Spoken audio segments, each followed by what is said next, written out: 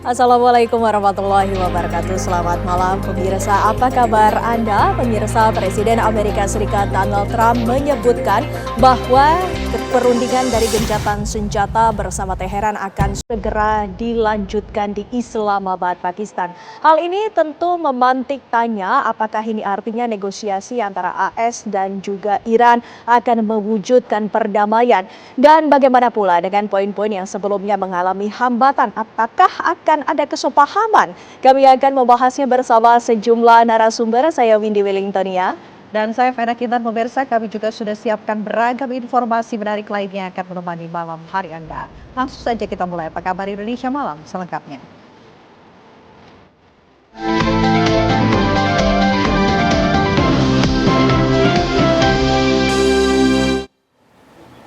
Pemirsa, seorang pengendara sepeda motor tewas usai terlibat kecelakaan dengan sebuah bus di Jalan Raya Daan Mogot Grogol, Petamburan, Jakarta Barat.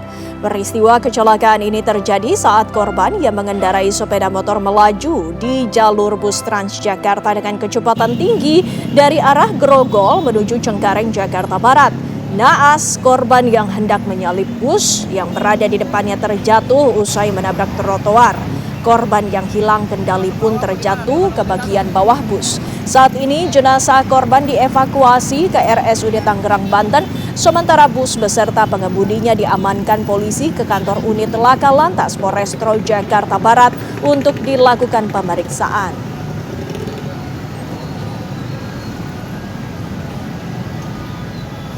Berikutnya pemirsa, aksi heroik seorang wanita di Tanjung Karang, Lampung mendadak viral di media sosial setelah berhasil menggagalkan pencurian sepeda motor. Dalam rekaman kamera pengawas terlihat seorang pelaku pencurian sepeda motor mencoba membobol kunci salah satu motor yang terparkir di halaman sebuah toko frozen food di Kelurahan Kelapa 3, Permai, Lampung. Tanpa rasa takut dan cepat, seorang wanita dari dalam toko langsung menyergap dan memberikan perlawanan sengit hingga motor yang hendak dibawa kabur pelaku terjatuh. Situasi sempat mencekam karena pelaku diduga mengeluarkan senjata api dan menodongkannya ke arah korban. Warga yang mengetahui insiden tersebut kemudian beramai-ramai mencoba mengejar pelaku. Pelaku yang khawatir menjadi sasaran kemarahan warga akhirnya melarikan diri. Kasus ini kini masih ditangani oleh kepolisian.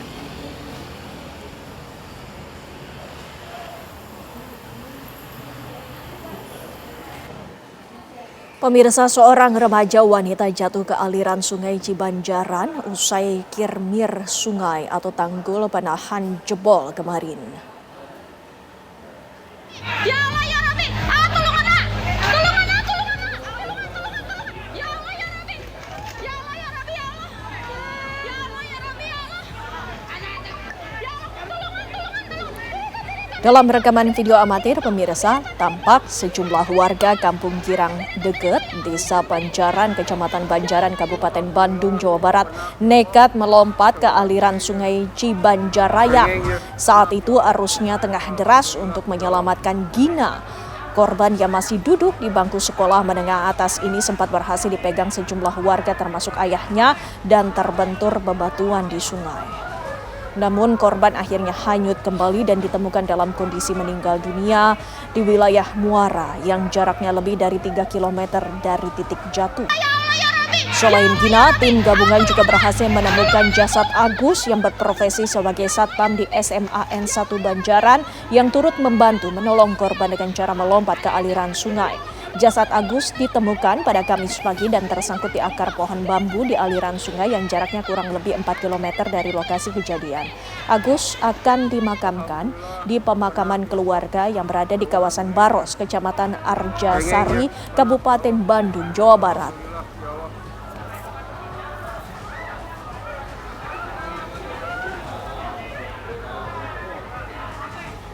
Seorang pria lansia diduga hilang akibat terseret arus sungai Wai Semung, Tanggamus, Lampung saat hujan deras turun pada Senin lalu. Tugas gabungan melakukan pencarian dan melakukan penyisiran sepanjang aliran sungai. Upaya pencarian terhadap Sugio, seorang petani asal Pekon Simpang Bayur, Kecamatan Bandar Negeri, Semuwong, Kabupaten Tanggamus, terus dilakukan aparat kepolisian bersama dengan warga setempat. Korban diduga hilang dan terseret arus sungai Wai Semung saat memancing pada Senin lalu. Korban sempat berpamitan kepada anak kandungnya untuk pergi memancing, namun sempat dilarang karena akan hujan deras menyebabkan debit sungai naik. Kekhawatiran keluarga semakin besar ketika hingga malam Sugio belum kembali. Berdasarkan keterangan saksi, korban terakhir kali terlihat tengah memancing di aliran sungai Waisemau dengan mengenakan kaos lengan panjang warna kehijauan dan celana training warna hitam. Warga pun menemukan jejak kaki yang diduga milik korban di sekitar lokasi yang berjarak 3 km dari rumahnya. Lokasi yang terjal dengan bebatuan licin serta akses jalan yang cukup sulit tidak menyurutkan upaya tim dalam mencari korban.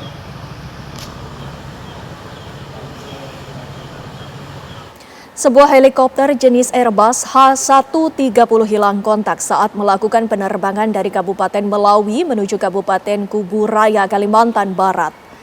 Sebuah helikopter komersial jenis Airbus H130 tipe H130T2 dengan nomor registrasi PKCFX dikabarkan hilang kontak saat melakukan penerbangan di wilayah Kalimantan Barat pada Kamis pagi 16 April 2026. Awalnya helikopter yang membawa 6 orang penumpang terbang melintasi rute dari Kabupaten Melawi menuju Kabupaten Kuburaya. Sesuai jadwal penerbangan, helikopter akan mendarat di helipad PT Geraha Argo Nusantara 1, Desa Teluk Bakung, Kecamatan Ambawang, Kabupaten Kuburaya pada pukul 8.50 WIB. Namun pada pukul 8.39 waktu Indonesia Barat atau tepat 11 menit sebelum waktu pendaratan yang ditentukan, komunikasi dengan kru dan pesawat terputus total. Berdasarkan data pantauan radar, posisi terakhir helikopter berada di wilayah yang didominasi oleh hutan lebat dan medan yang sulit dijangkau, tepatnya di kawasan Kecamatan Nangataman, Kabupaten Sekadau. Menyusul laporan hilang kontak ini, tim SAR gabungan segera dikerahkan melacak dan mencari keberadaan helikopter tersebut. Hingga berita ini diturunkan, tim SAR berhasil menemukan lokasi jatuhnya helikopter.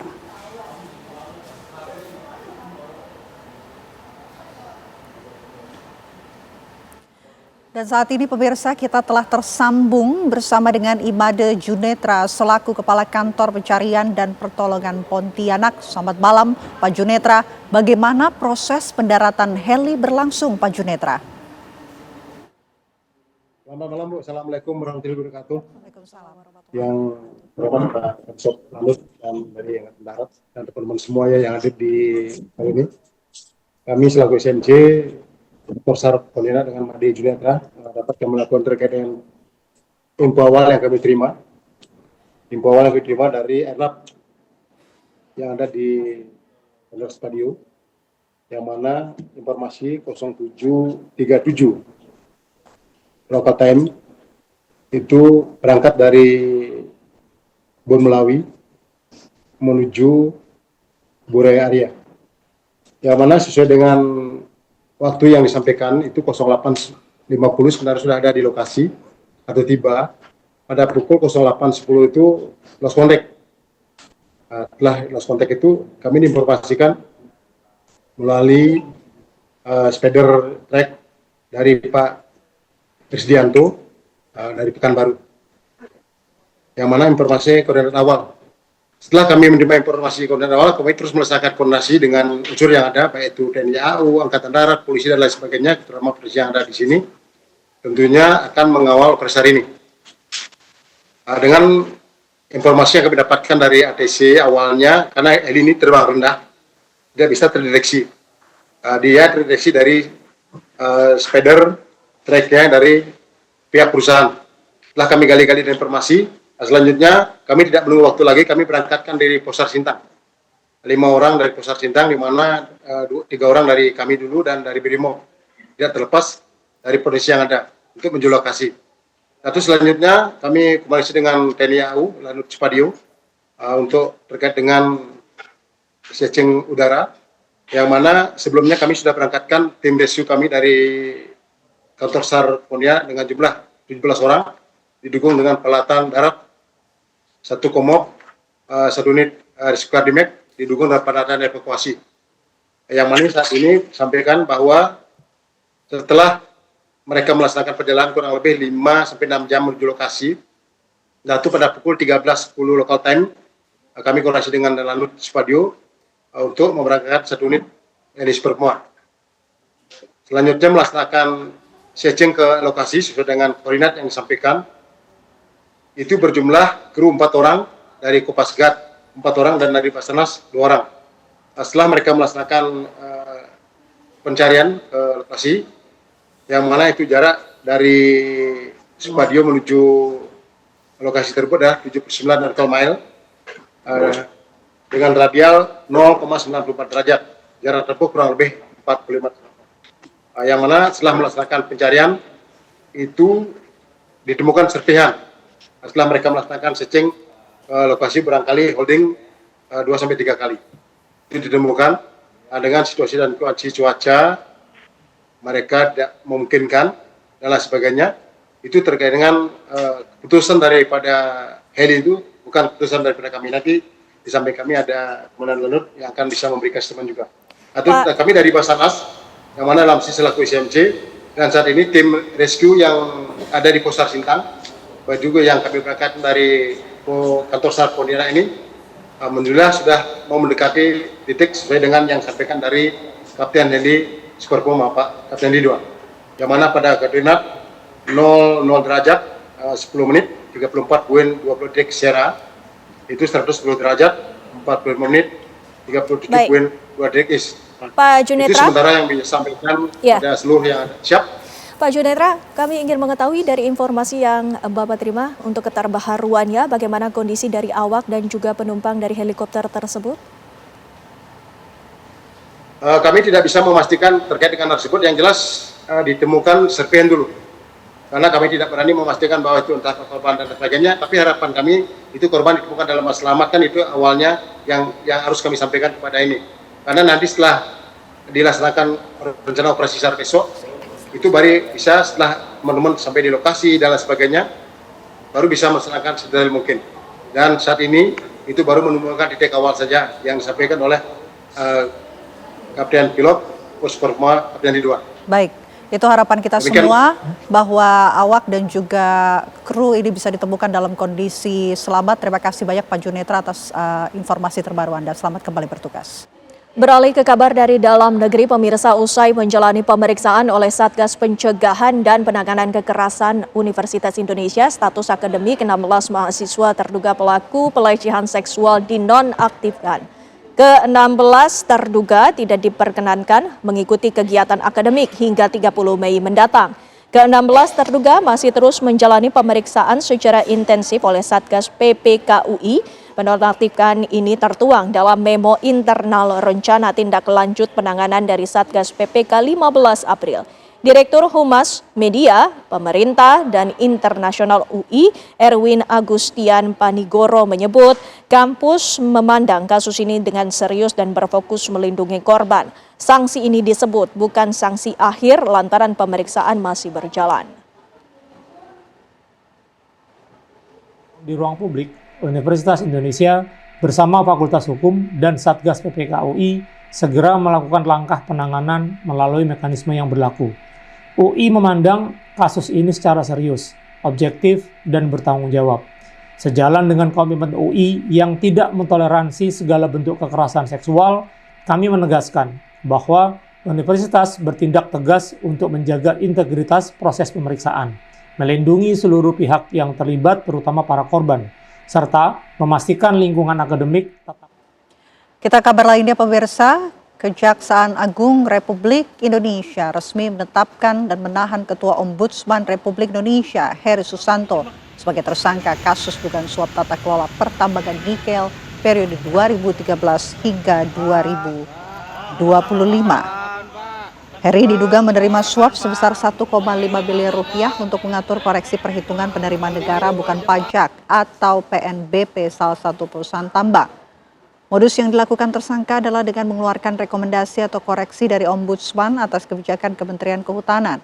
Hasilnya, PT TSHI diberikan kewenangan untuk menghitung sendiri kewajiban pembayaran mereka yang berpotensi merugikan keuangan negara. Atas perbuatannya, Heri Susanto dijerat pasal 12 huruf A, pasal 12 huruf B, pasal 5 Undang-Undang Tipikor, serta pasal 606 KUHP.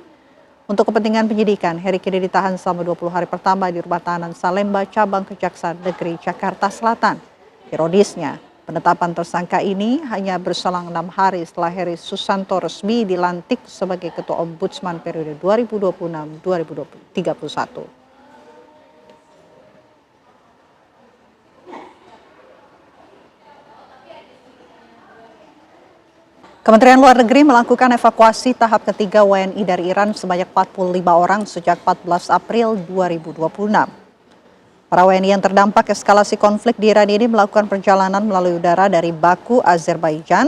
Kloter pertama tiba di tanah air pada Selasa, kemudian kloter kedua tiba di Bandara Soekarno-Hatta pada Rabu kemarin, dan kloter ketiga akan tiba pada Kamis ini. Sementara 13 lainnya yang merupakan anak buah kapal masih berada di Baku menunggu jadwal penerbangan menuju Jakarta. KBRI di Baku dan KBRI Tehran telah memfasilitasi evakuasi tahap ketiga sejumlah 45 WNI dari Iran. Para evakui WNI ini diberangkatkan dari Tehran pada tanggal 12 April lalu menuju Baku, Azerbaijan melalui jalur darat dan dilanjutkan dengan penerbangan komersial dengan rute Baku, Jakarta. Untuk ke-45 Presiden Prabowo Subianto memanggil sejumlah menteri ke istana sore ini usai kunjungan kerja ke Moskow, Rusia beberapa waktu lalu. Rapat terbatas Presiden dengan sejumlah menteri digelar sekitar pukul 15 waktu Indonesia Barat. Menteri ESDM Bahlil Lahadalia, salah satu menteri yang terlihat datang ke istana. Rapat terbatas digelar usai Presiden melakukan kunjungan ke Rusia dan Perancis 2 hari lalu. Salah satu agenda yang dibahas adalah soal energi nasional.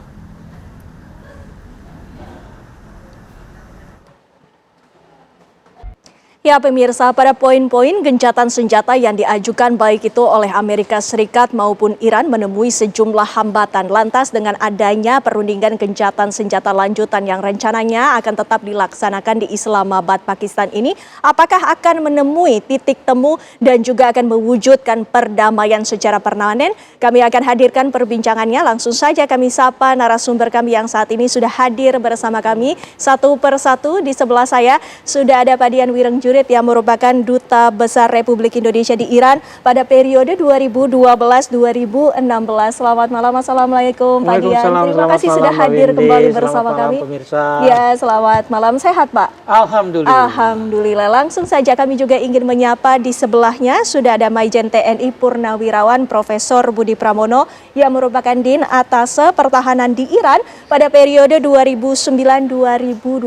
Selamat malam Prof. Selamat malam Mbak. Ya, sehat Prof? Sehat Mbak. Terima kasih sudah hadir Prof. Kami juga ingin menyapa ada Mbak Tia Mariatul Kiptiah yang merupakan pengamat hubungan internasional dari BINUS. Selamat malam Mbak Tia, terima kasih sudah hadir kembali bersama kami. Ya, selamat malam Mbak Windy. Ya, ini tentu menjadi perbincangan karena kita belum mengetahui kapan pastinya, tapi sudah ada perbincangan mengenai adanya gencatan senjata lanjutan yang akan dibahas baik itu dari Amerika Serikat dan juga Iran. Prof Budi, Anda melihatnya sinyalmen yang dikeluarkan oleh Presiden Amerika Serikat Donald Trump yang ingin agar perundingan gencatan senjata ini sesegera mungkin dibahas kembali. Apakah memang ini artinya Amerika Serikat pada posisi menerima yang ditawarkan oleh Iran ataukah ada perombakan dalam poin-poin yang diajukan? Ya, menurut saya I don't think so apa yang Mbak sampaikan. Nggak mungkin dia menerima karena we are talking about national interest kan. Seperti yang diajukan oleh Trump dalam hal ini 15, kemudian dari Irannya 10, ini kan menemui deadlock. Yang selalu saya sampaikan deadlock itu equal sama Hormuz, bagaimana kekuatan sanksi dan juga proksi yang ada. Nah, hubungan dengan tersebut kalau misalnya Mbak menyampaikan bahwa ini adalah keinginan buru-burunya Amerika, ya keinginan buru-burunya Amerika ya perhaps ini karena domestik internal problem yang benar-benar direct effect ke jantungnya Trump dalam artian November akan terjadi seperti apa.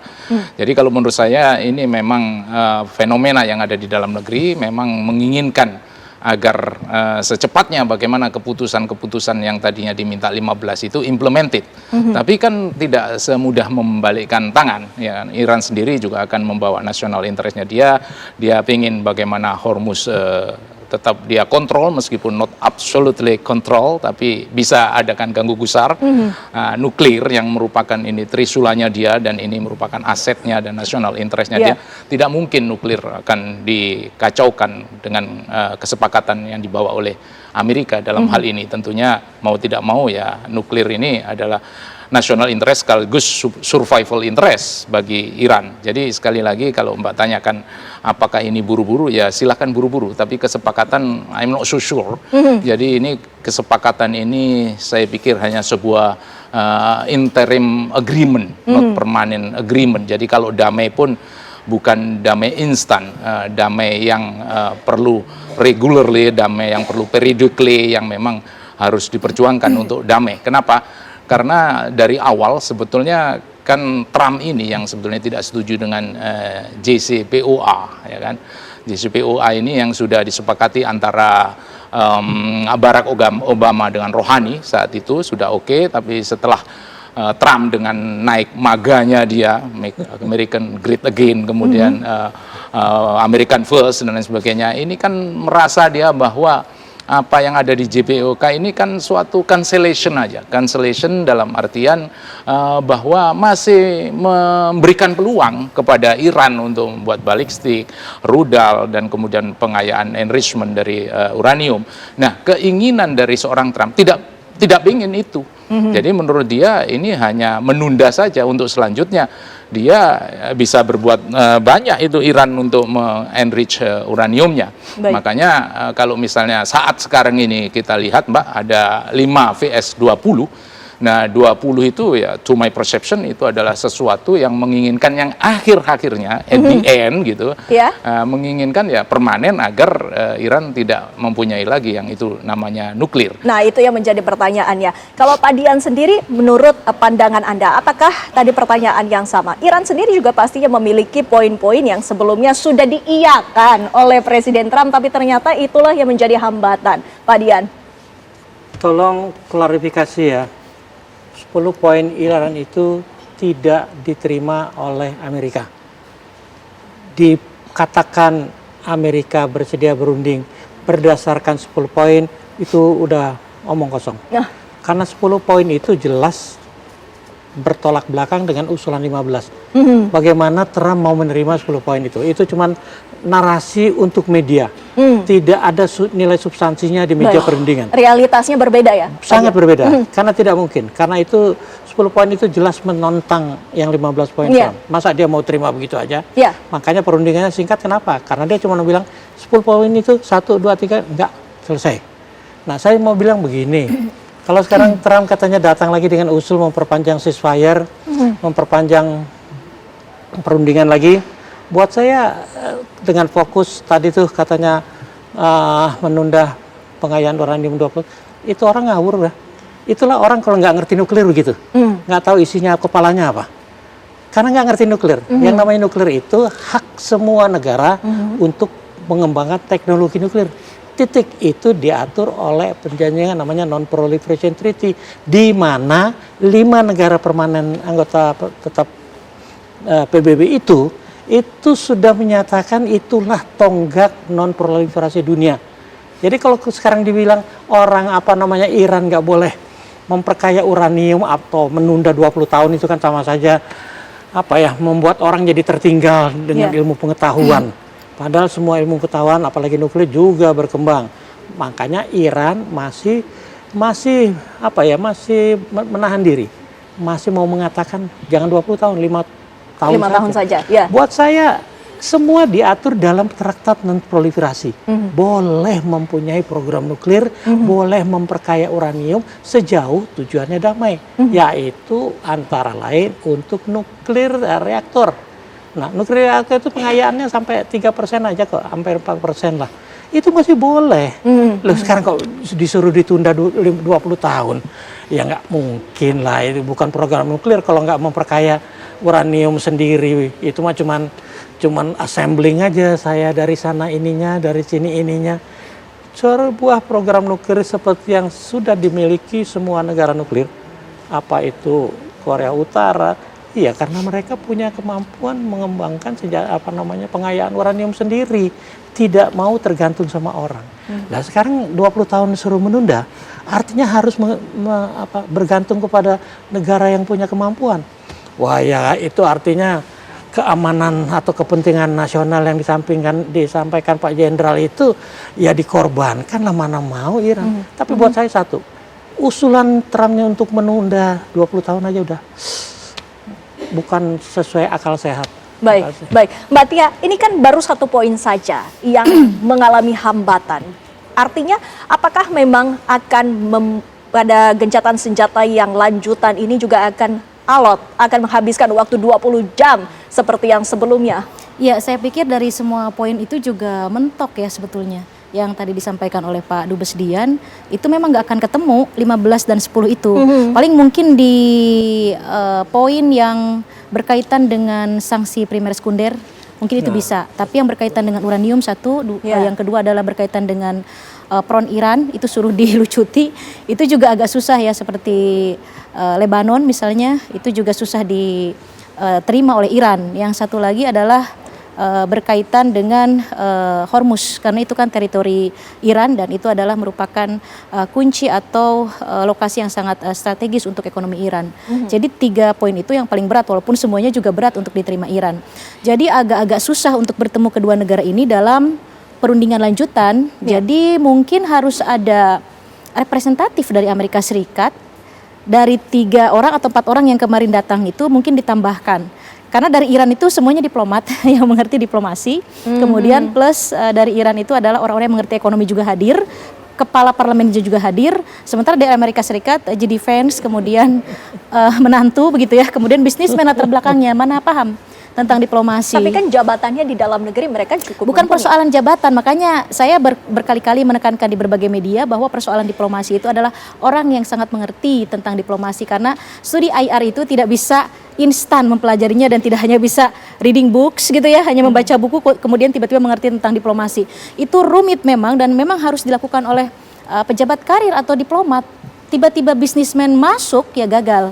Jadi kalau misalnya tidak ada gagal lagi, struktur dari orang-orang representatif dari Amerika Serikat memang harus ada tambahan, kalaupun tidak mau diganti ya, kalaupun tidak langsung terjun Trump sendiri, tapi artinya memang harus ada orang yang mengerti diplomasi sehingga bisa ketemu. Minimal ya ada 1 poin lagi yang ketemu. Jadi kita kan akademisi, scholar dan para orang yang konsen dengan persoalan how to create a peace agreement, itu memang kita harus mempush untuk menciptakan perdamaian. Kenapa konsen saya? Karena efeknya kan ke Asia Tenggara juga, ke kita juga. Kalau persoalan Hormuz tidak selesai, persoalan konflik ini terus naik. Karena Iran adalah salah satu produsen tertinggi di Timur Tengah ya, soal gas dan oil, dan kita cukup defend on sampai hari ini. Suka tidak suka begitu, datanya demikian. Kita belum menemukan alternatif lain dari energi, walaupun ada program renewable energy kan masih on progress. Jadi agak-agak sulit kita kalau menafikan Timur Tengah, Selat Hormuz dan negara-negara yang memang memproduksi. Oke lah, kita ada refinery di beberapa negara Asia Tenggara, tapi kan itu refinery, only refinery. Tetap sumbernya dari Timur Tengah. Jadi memang kita harus konsen, Mbak Windy, untuk mempush bagaimana perdamaian ini terjadi, dan Amerika Serikat sedikit menurunkan egonya karena dia sudah tidak punya bargaining position apa-apa. Pemilu sebentar lagi, koalisi aliansi sudah tidak ada berpihak sama dia. Kita mendengar bagaimana PM Inggris, kemudian Kanada juga sudah merapat ke Cina semua. Spain juga demikian. Kemudian sekarang di Uni Eropa ada permintaan tanda tangan sekitar 1 juta dari European citizen untuk mendukung untuk tidak melanjutkan atau Uni Eropa tidak terlibat dalam perang dengan Iran ini. Ini kan satu perubahan peta politik global di mana sekarang Uni Eropa tidak ingin terlibat. Jadi Trump sudah tidak punya pilihan sebenarnya. Ya, faktanya di lapangan pula di saat ini tengah dilanjutkan pembahasan gencatan senjata, namun ternyata kondisi ataupun konflik di Timur Tengah ini masih terus membara dan juga mengancam. Prof Budi Anda melihatnya strategi militer dari pihak-pihak yang berseteru ini, baik itu dari Amerika Serikat, Iran dan juga Israel, ini seperti apa Anda melihat? Amerika yang jelas takut dalam artian kalau di crackdown oleh Iran menuju ke arah war of attrition. Nah, ini sadar-sadarnya Amerika. Jadi Amerika ini kan sekarang dia tidak mau kehilangan muka, ya kan? Dia tidak mau dikatakan loser, ya, tetap punya dignity di domestically masalah problemnya dia. Tapi dia juga sadar-sadarnya bahwa situasi ini mendecline ekonomi global. Dan kalau toh memang dia diteruskan untuk serangan darat, ya, yang saat sekarang ini adalah limited war yang di pantai, ya, kita sadar bahwa Amerika sudah siap, Iran sudah siap di sana. Kenapa? Ketika nanti itu masuk ke daratan, Iran juga tidak bodoh, dia sudah siapkan pasukan khususnya, baik itu Nohetnya dia, baik itu Brigadir Linutnya Nohet itu. Kemudian tidak cukup dengan itu, kalau sudah Nohet bergerak, maka dia juga menggerakkan yang namanya pasukan Fatihen. Fatihen memang gak cukup, maka dia akan gerakkan itu yang namanya infanteri mekanis. Nah, when we are talking about infanteri mekanis, di sanalah yang namanya pasukan lapis baja itu semuanya artileri baik Arhanut maupun Armet akan bergerak. Kalau toh dia memang masih masuk, nah ini masalahnya. Kita berlapis-lapis ini masalahnya kalau berbicara sama Iran ini, ya kan? Pertahanan aja berlapis, ada Artes, ada RGG, Pasdaran. Di dalam politically, beliau yang lebih tahu. Di sana ada presiden, tapi ada juga Rahbar. Nah, saya lanjutkan. Kalau infanteri mekanis ini masih juga diterobos, Amerika harus siap urban warfare. Urban warfare-nya akan dijabani kalau bahasa Betawinya itu sama apa? Sama ini pasukan urban warfare yang kita bilang pasukan provinsi, kekuatan provinsi. Nah, kekuatan provinsi ini adalah sebetulnya basis, kumpulan dari basis yang divided into 31 provinsi, 31 tempat. Dari 31 tempat ini semuanya lengkap. Intelnya juga lengkap, operasinya juga lengkap, SDM-nya juga lengkap, kemudian jalur logistiknya juga lengkap. Masih masuk, dihajar lagi oleh batalion Imam Ali, dihajar lagi oleh batalion Imam Hussein. Baru nanti yang terakhir, disinilah kekuatan dia yang ada di mosaic defense. Apa itu? Pasukan veteran. Nah, pasukan veteran ini adalah veteran-veteran yang binaannya IRGC, binaannya Pasdaran, yang memang qualified dan sudah jadi pengalaman dengan perang Irak, perang yang laksanakan oleh Iran. Terakhir akan ada mobilisasi massa. Nah, di sanalah nanti akan bermain human shield. Jadi, Mbak, kalau menurut saya, kalau dia sudah mampu seperti itu, katakanlah sekarang Amerika mengadakan air strike. Nah, jangan salah, yang namanya Trump itu ya masih ngeri-ngeri sedap melihat yang namanya Eagle 44. Eagle 44 ini sampai sekarang nggak kelihatan. Kenapa? Karena dia ditanam di bawahnya Zagros, ya, yang selalu sampaikan bahwa kalau dari utara di sana ada pegunungan Alborz, maka di barat sampai ke selatan, ke arah selatan di sana ada Zagros. Nah, Zagros inilah, Mbak, yang digali oleh orang-orang Iran ini, dijadikan di sana hanggar, dijadikan di sana depotnya hanggar tersebut, sehingga chain of command dan semua lengkap di dalam tunnel yang sudah dibuat oleh orang Iran. Dan tunnel ini, Mbak, ini adalah hobinya orang Iran. 3.000 tahun, 3 years at that time, 3 years ago, 3.000 tahun saat itu dia sudah jago untuk menggali galiannya di bawah gunung. Digali ke depan, kemudian dia kasih terowongan ke atas, gali lagi maju, dikasih terowongan ke atas untuk ventilasi. Ini yang tidak diketahui di mana itu pesawat-pesawat jet tempurnya Amerika kalau airstrike-nya Amerika datang. Jadi airstrike Amerika datang silahkan, tapi bukan berarti bisa meratakan Iran. Ya. Karena apa? Karena persembunyian-persembunyian itu. Belum lagi angkatan laut, Takafaran itu, ya, marinir yang pasukan khususnya yang bergerak paling depan sama Nohet tadi.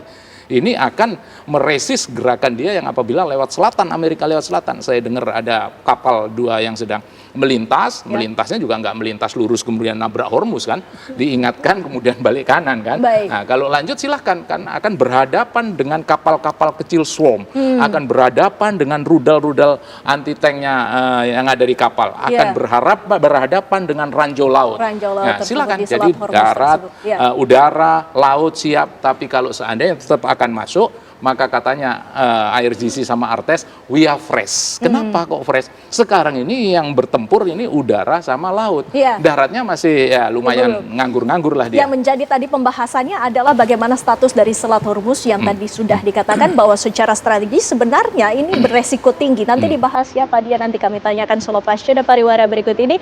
Kami masih akan kembali, pemirsa tetaplah bersama kami.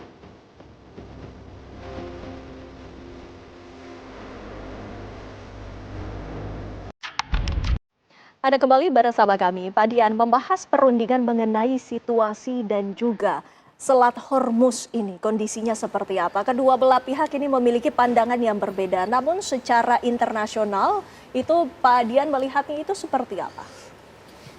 Begini, menurut saya ini sebenarnya Hormuz itu kan bukan isu utama ya. Itu kan isu akibat dari perang ini.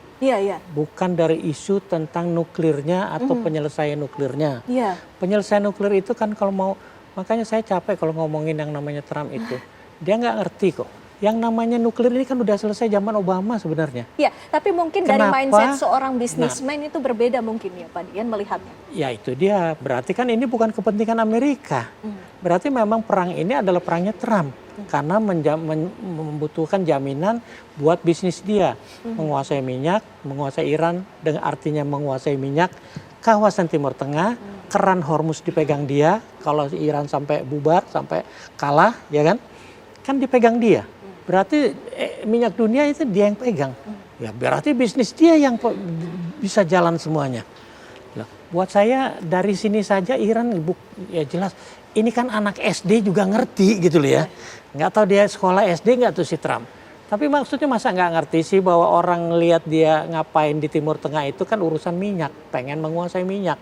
Karena menguasai minyak di konsep orang itu menguasai dunia.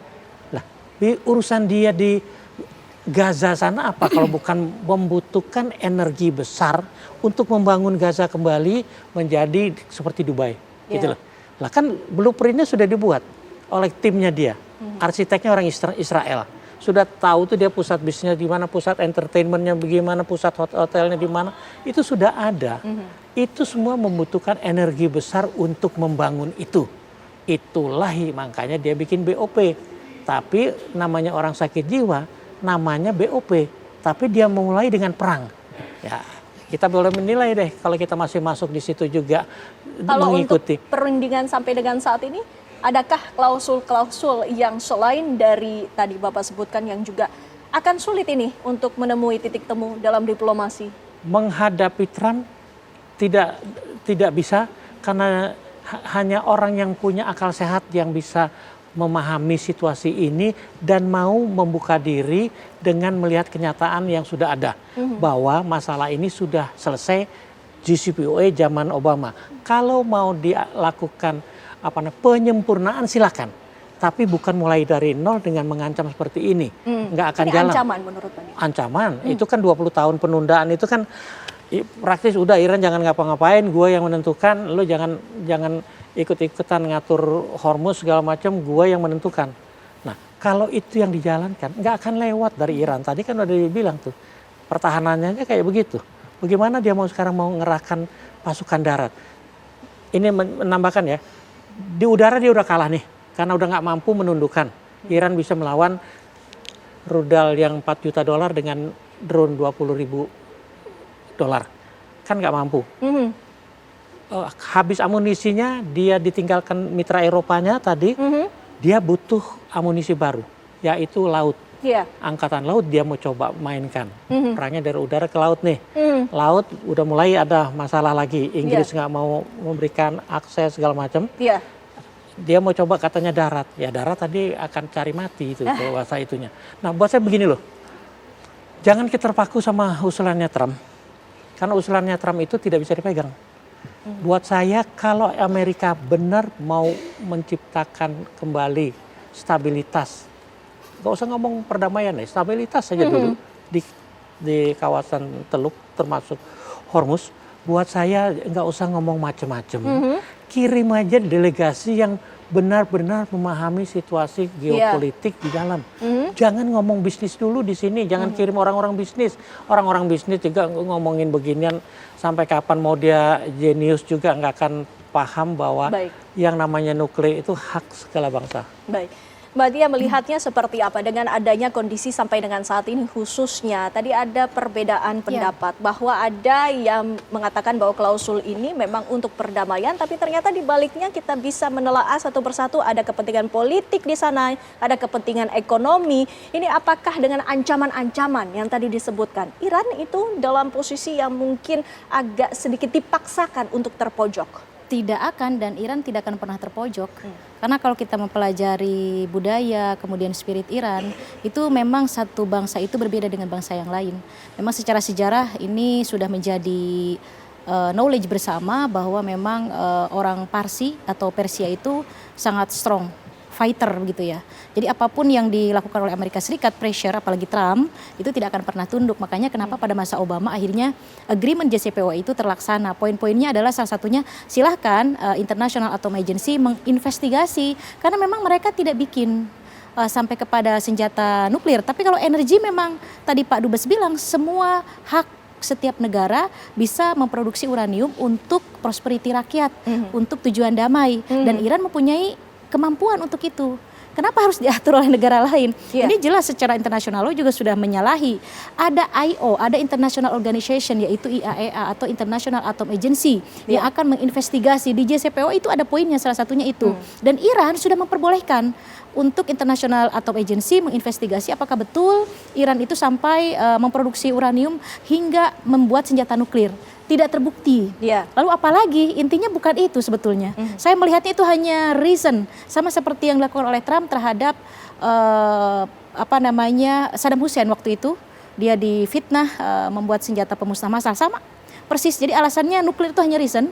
Pokoknya Iran mesti tidak ada karena mengancam Israel, sovereignty Israel. Bisikannya juga dari Israel. Yang kedua ada faktor bisnis, karena Iran satu-satunya negara di kawasan Timur Tengah yang tidak memberikan supply secara energi ke pertumbuhan ekonomi Amerika Serikat. Nah itu saja sudah jelas, karena memang Amerika saat ini dipimpin oleh seorang bisnismen, maka semua pemikirannya itu adalah ke arah bisnis. Dia tidak berpikir nasional interestnya Amerika tuh.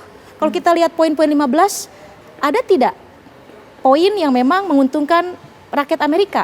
Dari poin 10 Iran, ada tidak untuk menguntungkan rakyat Amerika? Tidak ada. Satu tentang Hormuz, ada kaitannya dengan pihak Amerika. Justru kalau misalnya Iran dengan Amerika Serikat bisa kerjasama, ini justru bagus untuk benefit untuk Amerika Serikat, karena Amerika mempunyai pilihan lain untuk suplai energi. Itu satu. Kedua, masalah front. Iran di berbagai negara di kawasan Timur Tengah, ada kaitannya dengan nasional interest Amerika? Israel. Persoalan Lebanon, persoalan Hamas, persoalan front-front Iran di Timur Tengah, itu Israel yang merasa terancam. Jadi merasa terancam dengan front-front Iran tersebut, karena memang berkaitan dengan ideologi Syiah. Karena tidak salah kenapa ada front itu, karena Israel terus melakukan ekspansi untuk menciptakan the Great Israel itu tadi, yang dari mulai Siprus, kemudian ke Jordan, kemudian ke Lebanon masuk ke dalam wilayah the Great Israel. Nah, itu kan mereka kolonialisme, menjajah, ekspansi.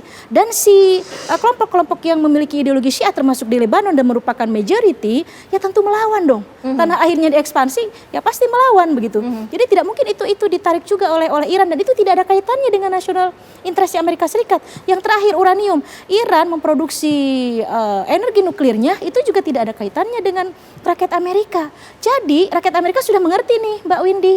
Mereka untuk apa ya Trump ini perang untuk Iran? Oh, tidak ada kaitannya dengan kita. Yang ada harga BBM Amerika naik sekarang. Dan rakyat Amerika mencekik dan teriak saat ini. Kalau Trump sudah tidak aware lagi terhadap rakyatnya, tunggu saja, mungkin bisa di-impeachment nanti. Iya, dan menjadi sebuah ironi, Prof Budi, karena kita ketahui bersama bahwa Amerika Serikat ini tidak mau memundurkan pasukannya, malah justru ada beberapa alutsista yang terus-menerus ditambah, ada beberapa titik-titik yang juga semakin dijaga. Prof Budi melihatnya seperti apa? Ya, kalau misalnya saat sekarang ini kita sesadar-sadarnya bahwa yang terjadi adalah limited war, ya, perang terbatas, eskalasi dinaikkan dan koersif diplomasi juga semakin naik. Kalau kita misalnya runtut, Mbak, dari bandar Imam Khomeini kan, habis itu kita melihat bagaimana bandar di Kart, bagaimana turun lagi di bandar Asaliyeh, kemudian turun lagi di bandar Abbas, turun lagi di bandar Chabahar. Ini semuanya titik-titik ini memang economically, politically, geographically, militarily, ini memang berfungsi semua. Katakanlah di Chabahar. Chabahar ini dia ngurusin yang non-minyak. Jadi wajar kalau misalnya Cina dalam hal ini dengan BRI-nya dia mencoba engage di daerah sana. Meskipun Chabahar ini pintunya untuk menuju negara yang di atas, Afgan, kemudian ke atas lagi, menghubungkan Asia Selatan sama Asia Tengah, ini kerjaan Chabahar. Nah, Bandar Abbas, Bandar Anes ini yang the most crowded one, yang ada di situ peti-peti kemas dan lain sebagainya. Ini di Bandar Abbas, ini yang terbesar ini. Nah, Asaliyeh ini juga bagaimana mentransfer gas yang turun dari Paris Selatan.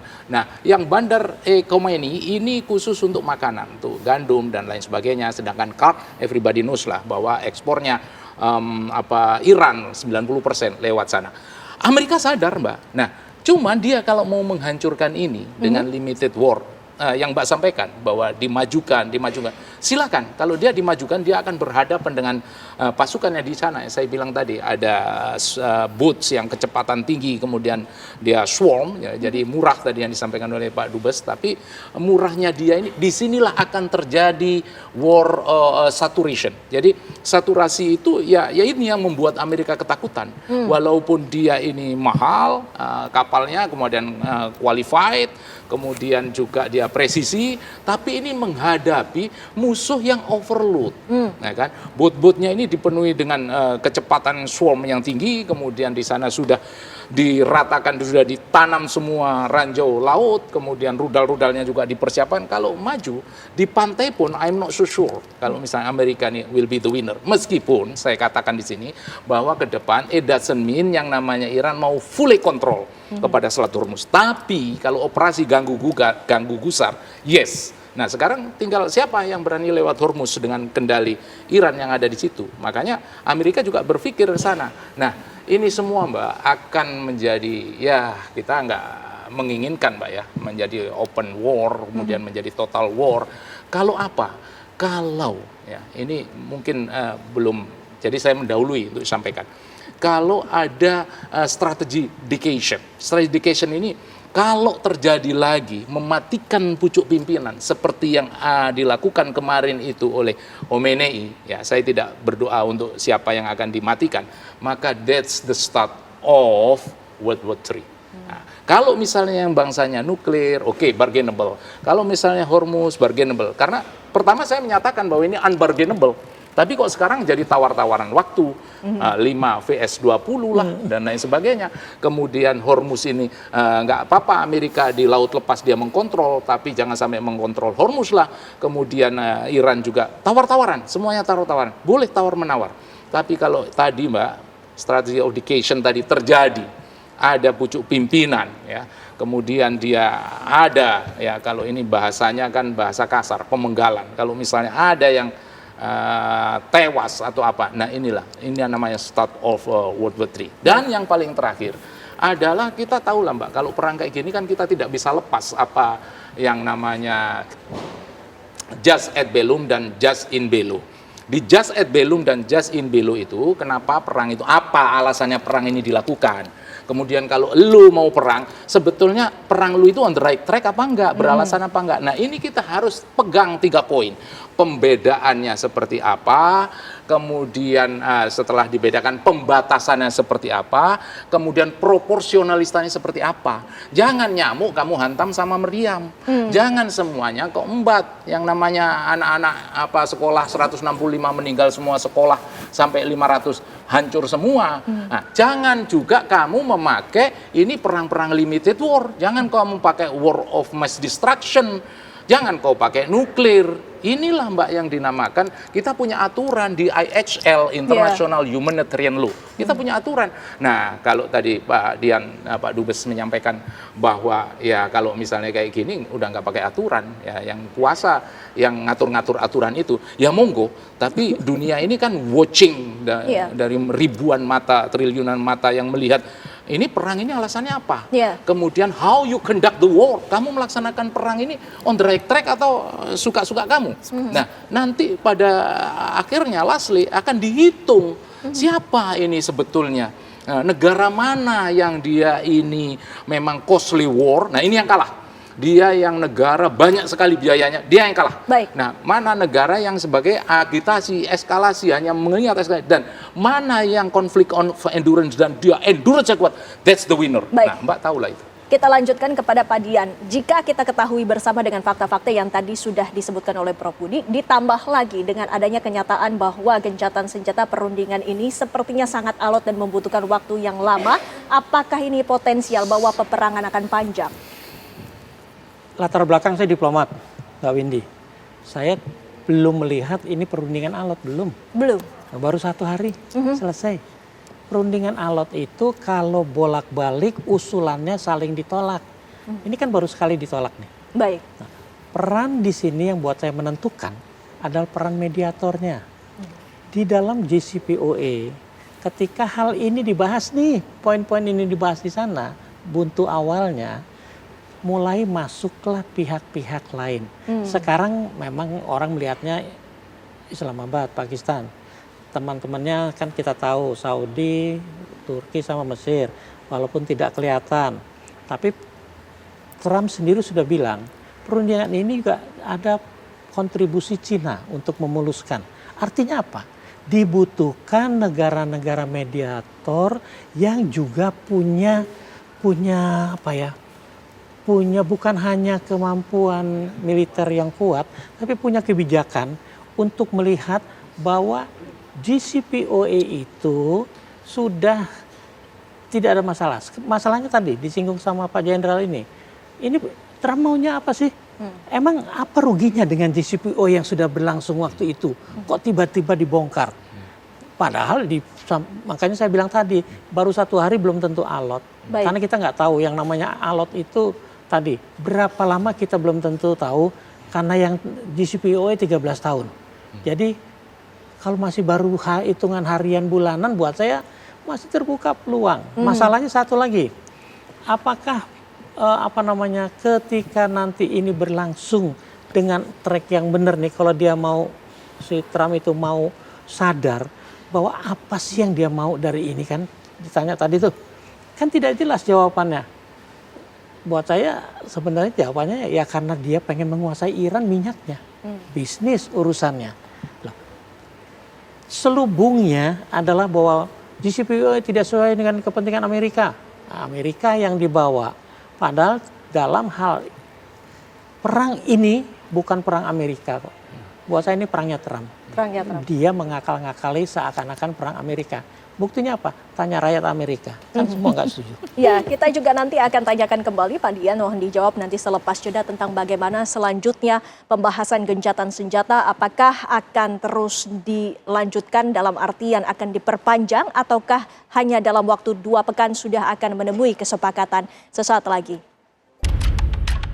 Kita lanjutkan dialog kami, Pak Dian. Jika tadi Anda menyebutkan bahwa dalam diplomasi itu membutuhkan waktu yang berbulan-bulan, artinya dalam 2 pekan yang tadi sebelumnya direncanakan oleh kedua belah pihak, baik itu Amerika Serikat dan Iran, ini belum cukup untuk mendapatkan kesepakatan, Pak Dian? Bukan begitu narasinya. Bukan diplomasi membutuhkan waktu berbulan-bulan, bukan. Diplomasi itu tidak baru bisa dibilang dilakukan. Alot, ya? Tidak bisa dibilang alot kalau di kedua pihaknya punya posisi yang tidak mau berubah. Baik. Selama dia masih mau merubah posisi lebih kendor sedikit, itulah peluang. Baik. Tapi kalau dibilang berbulan-bulan, tidak juga. Nah, kalau Anda melihatnya ini? Bisa juga sehari selesai. Ya. Kalau mereka datang dengan usulan yang pragmatis, realistis, dan menampung semua yang ada di 25 poin ini, 15 poin ini, mungkin saja bisa selesai. Tapi kenyataannya, kalau saya simpel, tanyakan kepada Trump. Trump, dulu itu masalahnya apa sih kalau Anda bongkar gitu? Mungkin dia sendiri bingung tuh. Kepentingan Amerika yang mana? Apakah sebelum ada JCPOA ada perang di sana di kawasan Timur Tengah? Tidak ada. Ada JCPOA.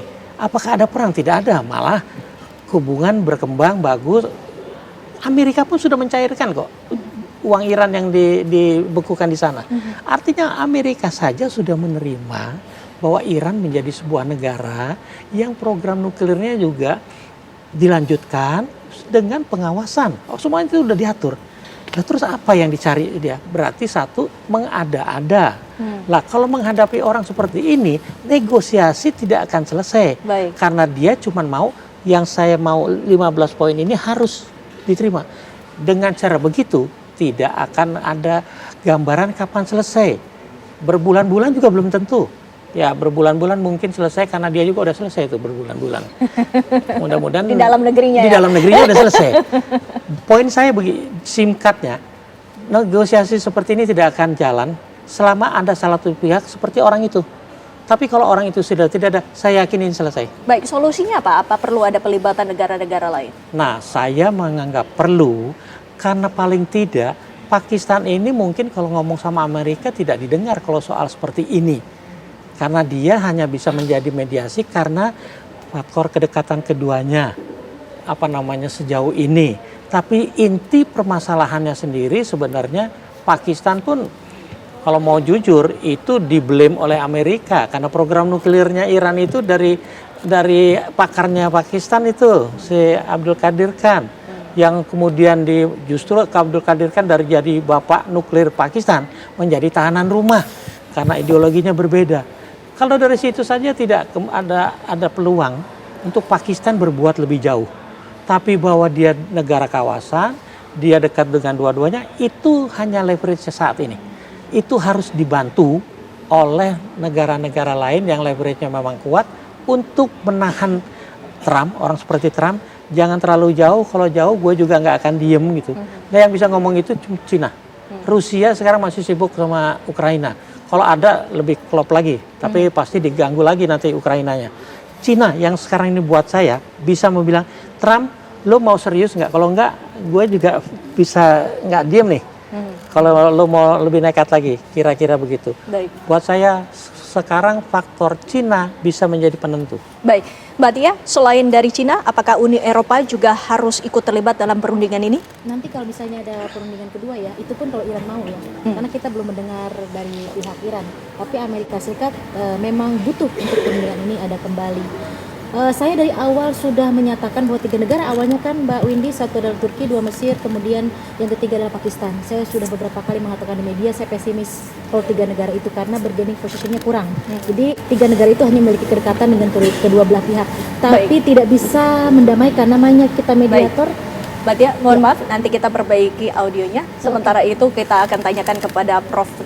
Budi terlebih dahulu dengan adanya perkembangan yang sampai dengan saat ini masih terus terjadi. Akankah perundingan yang sampai dengan saat ini masih sepertinya membutuhkan waktu yang lama? Kita ketahui perundingan berjalan, tapi juga serangan dan konflik juga masih akan terus tinggi. Apakah ini suatu strategi yang tengah dimainkan oleh Amerika Serikat? Mbak, pada dasarnya dua-duanya ini exhausted war. Jadi dia mengalami kecapean dalam berperang.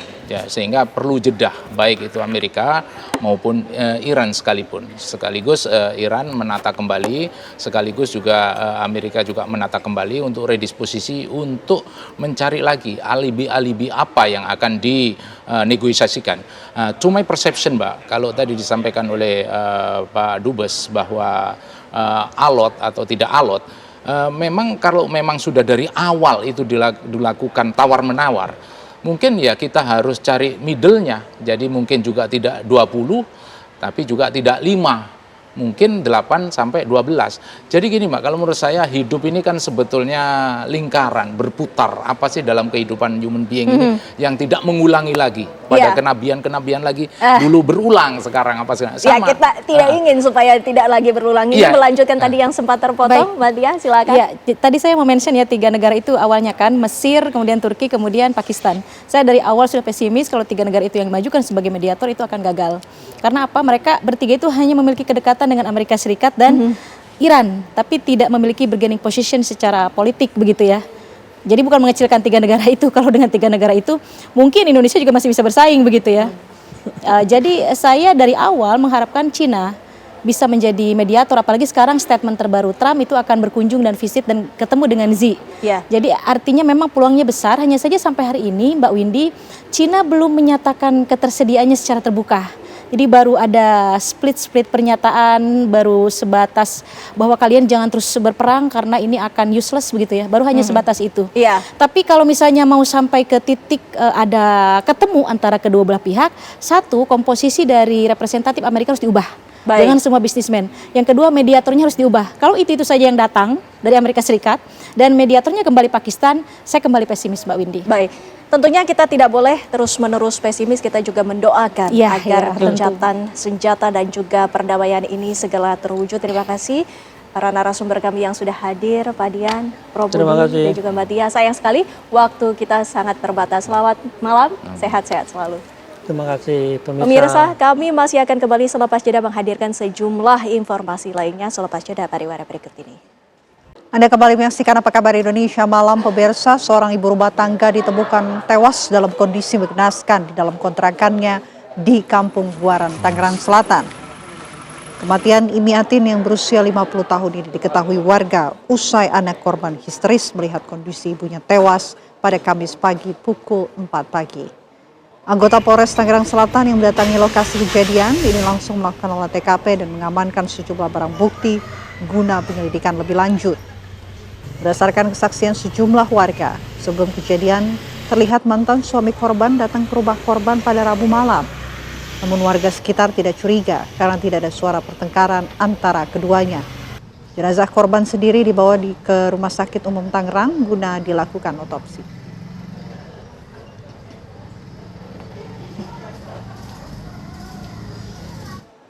Tak senang karena postingan di media sosial Facebook, seorang pria di kota Tebing Tinggi, Sumatera Utara nekat menghabisi seorang ibu rumah tangga yang merupakan tetangganya sendiri. Peristiwa tragis dan sempat menggegerkan warga kota Tebing Tinggi, Sumatera Utara terjadi di lokasi perumahan BTN Purnawirawan, Jalan Kutilang, Kelurahan Bulian, Kecamatan Bejenis, kota Tebing Tinggi. Korban diketahui bernama Nita Rika Irawati, 43 tahun, tewas setelah ditusuk oleh tetangganya sendiri bernama Reza, 26 tahun. Menurut keterangan saksi mata, korban dan pelaku tengah terlibat cekcok dan adu mulut. Kuat dugaan pelaku tidak senang dirinya diviralkan di medsos oleh korban dan dituding telah melakukan pencurian. Karena tak senang dan emosi, pelaku nekat menikam korban sebanyak 3 kali hingga mengakibatkan korban tewas di rumah kediamannya sendiri. Usai menusuk korban, pelaku kemudian kabur dari lokasi kejadian.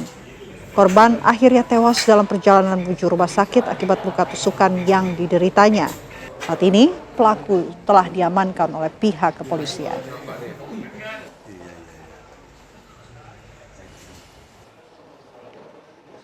Seorang pengendara sepeda motor tewas usai terlibat kecelakaan dengan sebuah bus di Jalan Raya dan Mogot, Grogol, Petamburan, Jakarta Barat.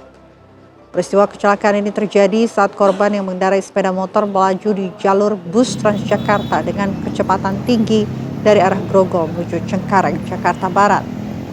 Naas, korban yang hendak menyalip bus yang berada di depannya terjatuh usai menabrak trotoar. Korban yang hilang kendali pun terjatuh ke bagian bawah bus. Saat ini jenazah korban dievakuasi ke RSUD Tangerang, Banten. Sementara bus beserta pengemudinya diamankan polisi ke kantor unit Laka Lantas Polresto Jakarta Barat untuk dilakukan pemeriksaan.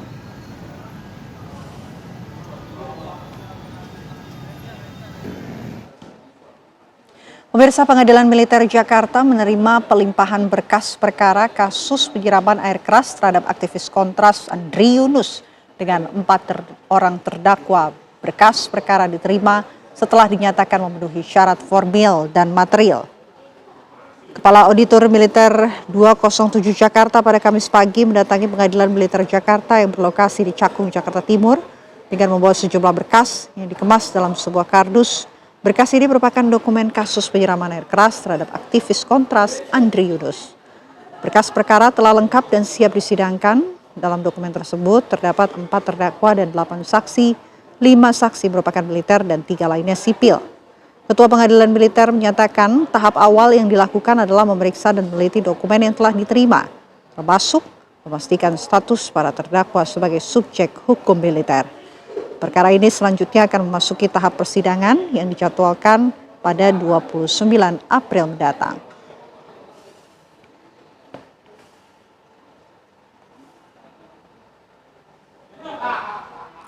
Pemirsa, seorang warga negara Kazakhstan ditangkap Polda Bali dan Bea Cukai saat berusaha menyelundupkan 2,5 kg kokain yang disembunyikan dalam dinding koper di Bandara Ngurah Rai, Bali.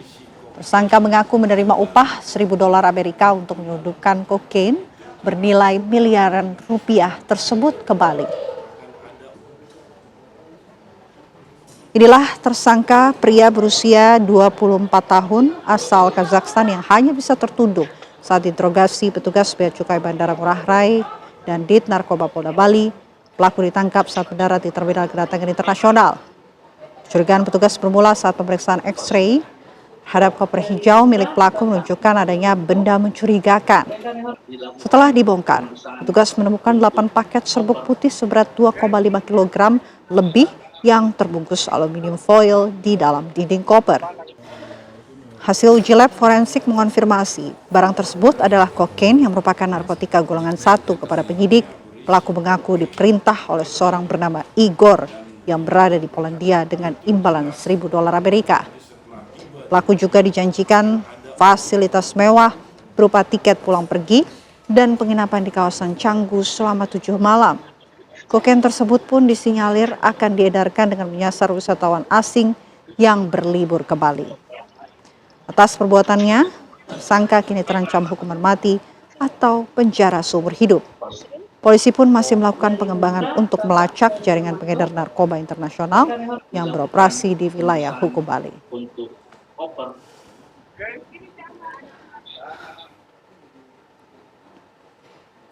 Banjir masih menggenangi rumah dan jalan di Bojongasi, Dayeuhkolot, Kabupaten Bandung membuat sejumlah warga tetap memilih bertahan di lantai 2 rumahnya menunggu sampai air surut. Banjir yang berasal dari luapan Sungai Citarum ini hingga Kamis siang ketinggian air masih berkisar 40 cm dan masih merendam pemukiman warga serta sebagian jalan utama. Ruas jalan Dayeuhkolot yang menghubungkan kota Bandung dan sekitarnya ikut terendam. Namun tidak membuat pengguna jalan memutar arah kendaraannya, tetapi tetap memaksa untuk menerobos banjir.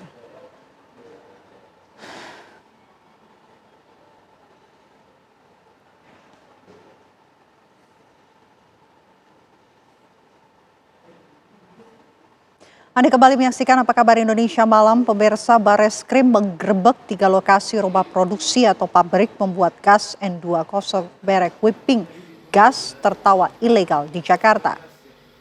Penggerebekan dilakukan di 3 lokasi, yakni wilayah Kemayoran Jakarta Pusat, Pulau Gadung Jakarta Timur, serta Gunung Sahari Jakarta Utara.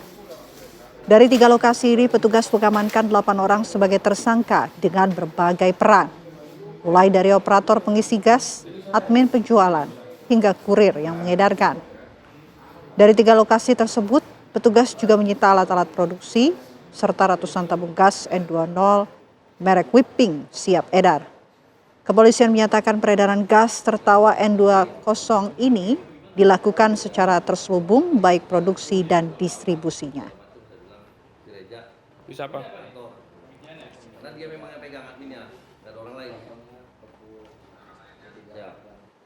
Lalu bagaimana tanggapan masyarakat mengenai peredaran whipping di Jakarta? Kita tanyakan langsung kepada rekan kami, ada Virgi Dainas. Selamat malam Virgi, silakan.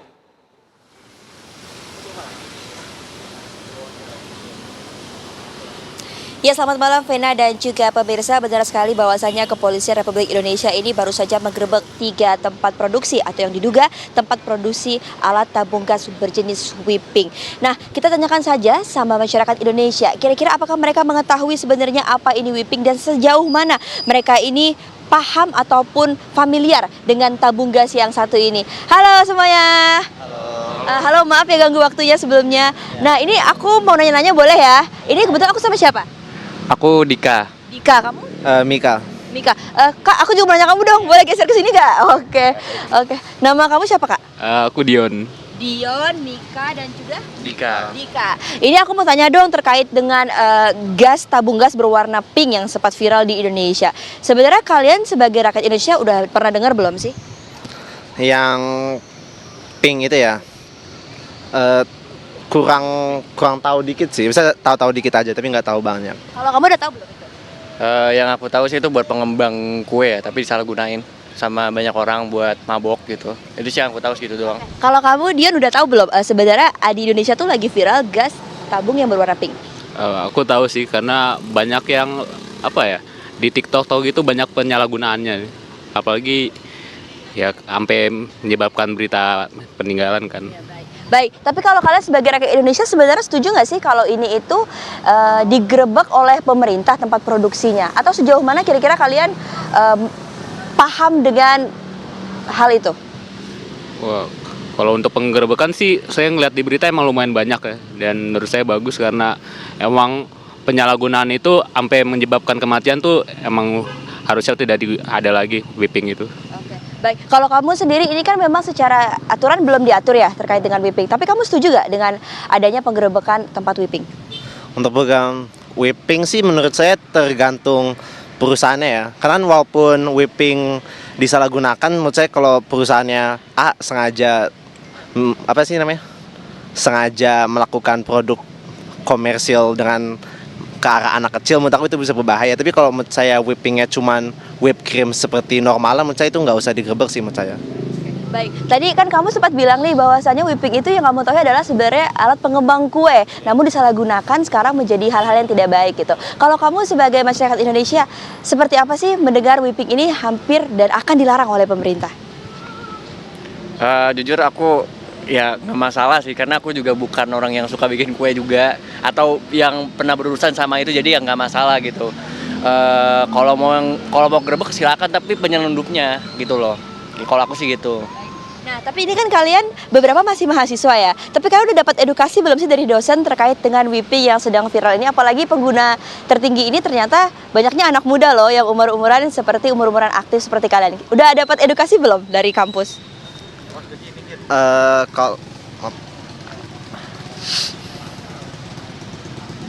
Kalau di kampus sendiri sih saya tidak dapat edukasi, tapi karena di lingkungan kampus saya nggak pernah melihat yang melakukan hal itu sih. Jadi mungkin kampusnya bagus dalam hal itu. Kalau kamu sendiri setuju nggak nanti harusnya whipping ini diedukasi di kampus-kampus yang ada di Indonesia? Betul, karena memang kan di kalangan muda ini ya sebagai korbannya juga kan penyalahgunaannya. Maka ya sebagai kampus tuh harus edukasi lah kepada mahasiswanya. Baik. Nah, satu lagi nih Bang, kira-kira ada pesan tersendiri nggak sih untuk anak-anak yang mungkin lagi nonton nih dan masih menggunakan whipping? Kira-kira pesannya apa? Apa ya? Ada cara lain lah buat merelaksasikan diri gitu. Hal-hal yang mabok gitu tuh ya sebentar aja gitu loh efeknya gitu. Jadi nggak usah sampai kecanduan juga kalau menurut aku sih gitu. Ya. Oke, baik. Abang terima kasih banyak ya, sukses untuk kalian dan selamat lanjut nyantainya lagi. Terima kasih. Nah, Vena dan juga pemirsa, ternyata memang di kalangan masyarakat ini sebenarnya masih tidak terlalu familiar dengan hal whipping ini. Jadi memang perlu adanya edukasi, khususnya misalnya di tempat-tempat belajar bahwasanya whipping ini dilarang dan akan diatur peraturannya untuk tidak diedarkan lagi atau penyalahgunaannya tidak disalahgunakan lagi. Sekian, kembali ke studio Vena. Baik, terima kasih Fiji Dainas melaporkan langsung dari Jakarta. Terima kasih. Pemirsa, kami hadirkan informasi berikutnya untuk Anda. Diduga akibat korsleting listrik, puluhan rumah terbakar di Jalan Barangkaya 6, Asrama Polri, Ciledug, Kota Tangerang, Banten. Kondisi merah. Api diduga berasal dari korsleting listrik di sebuah salah satu rumah. Banyaknya bahan yang mudah terbakar membuat api dengan cepat meluas. Petugas damkar Kota Tangerang dibantu Gulkarmat DKI berusaha memadamkan kobaran api. Petugas kesulitan mendapatkan sumber air, namun api sudah dapat dijinakkan. Tidak ada korban jiwa saat terjadi kebakaran ini, namun diperkirakan kerugian mencapai puluhan juta rupiah. Kita kembali ke berita dalam negeri, pemirsa. Direktur Utama Rumah Sakit Hasan Sadikin Bandung akhirnya angkat bicara terkait kasus bayi ibu muda Nina Salehah yang diduga nyaris tertukar oleh perawat di rumah sakit. Perawat yang salah memberikan bayi ke keluarga lain telah dinonaktifkan dari tugas. Menanggapi insiden tersebut, Direktur Utama Rumah Sakit Hasan Sadikin Bandung, Dr. Rahim Dinata Marsidi mengatakan pihak rumah sakit telah menyelesaikan permasalahan secara kekeluargaan setelah dilakukan klarifikasi dengan pihak keluarga pada 9 April 2026. Dr. Rahim menjelaskan, saat itu terdapat 2 bayi yang dijadwalkan pulang dari ruang perawatan NHCU.